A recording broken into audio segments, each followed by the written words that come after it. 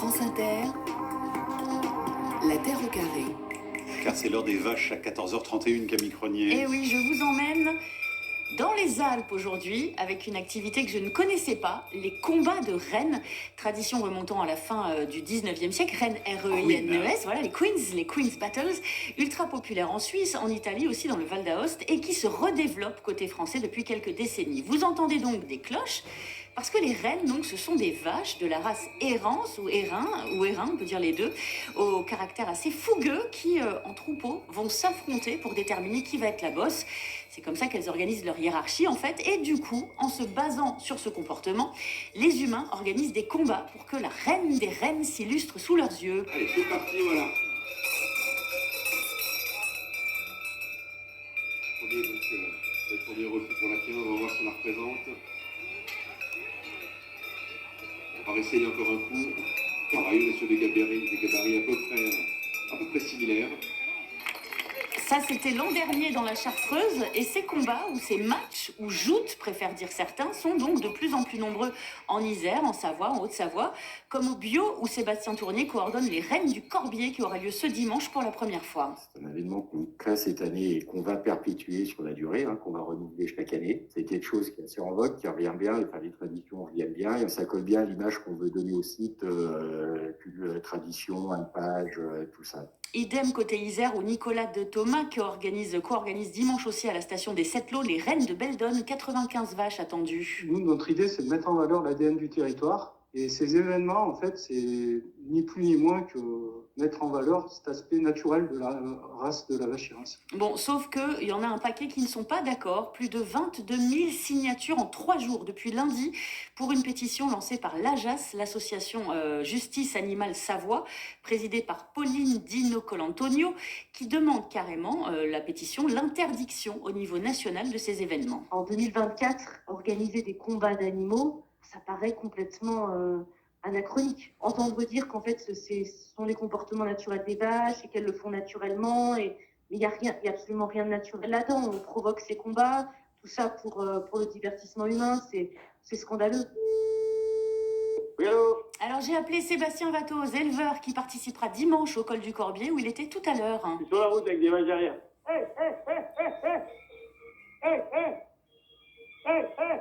M'excuse, mais elles sont en train de se sauver. Voilà, alors deux rappels à l'ordre pour qu'elle ne se sauve pas, donc je lui ai demandé pourquoi lui aimait ça. Derrière, c'est une valorisation économique de nos cheptels. Parce que ceux qui ont les rennes, c'est ceux qui vont mieux valoriser les descendants derrière par la vente de l'animal, quoi.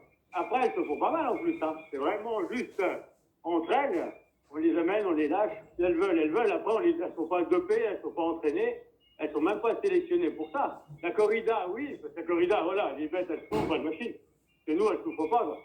Mais Pauline Nicolas Antonio, qui reconnaît qu'il n'y a effectivement pas de blessés, mais que ce n'est pas une raison non plus pour considérer qu'il n'y a pas un petit problème de bien-être animal, elle n'en démord pas. Ça n'a rien à voir entre un troupeau qui est en plein air et où il y a un combat pour assurer la hiérarchie une fois et le troupeau continue à vivre sa vie, et contraindre les animaux, les mettre dans une arène au milieu d'une foule bruyante, avec des cloches, avec un son assourdissant, au son des micros, avec de la poussière, face à des animaux qu'elles ne reverront jamais, puisque elles ne font pas partie de leur troupeau, et c'est un peu sous couvert de préservation d'une race rustique, si j'ose dire, mais en réalité, pour nous, il n'y a absolument rien qui justifie ces combats, et encore moins la préservation d'une race. Réponse. Bah ça, c'est comme ceux qui veulent qu'on mange plus que de la salade. Ça me dérange pas qu'ils mangent de la salade, hein. Mais qu'ils viennent pas après nous contrarier, pas nous contrarier, mais nous affronter en disant on est des tortureurs, on est là. Et après, on n'oblige pas les gens à venir nous voir, hein. Alors il nie transformer ces vaches en bêtes de foire ou en objets, en tout cas, pas plus que d'autres. Oui, après, on peut le pousser à l'extrême en disant le petit chien de la mémé là, qui se promène dans son sac à main, c'est bien un objet aussi, hein. Même son de cloche, jeu de mots, pour Sébastien Tournier en Haute-Savoie qui entend bien les critiques. Ouais, je vois, mais j'ai envie de dire, c'est comme les autres races qui ne sont pas destinées à défiler au salon de l'agriculture pour amuser le public parisien. Voilà, bim, dans ta face. Alors Nicolas de Thomas, au Sept Lots, lui, n'est pas étonné. Les stations de ski, on est un petit peu habitué à ce qu'il y ait régulièrement des gens qui protestent contre à la fois nos installations ou des idées de développement. Donc après, c'est en prouvant aux gens que ce qu'on fait n'altère en rien, que ce soit les animaux ou le milieu, et qu'au contraire, le fait d'avoir du pastoralisme sur notre territoire, c'est vraiment un atout pour le territoire. c'est vraiment un plus pour nos stations. Stations bien à la peine et qui doivent renouveler leurs activités à l'heure du réchauffement climatique. Il faudra donc voir si ces combats de rennes ont leur place dans l'avenir. En attendant dimanche, les gagnantes repartiront avec des cloches décorées et des trophées, mais pas d'argent. Et je suis sûre que ça leur fera une belle jambe ou une belle patte, quoi. Merci beaucoup Camille Cronier.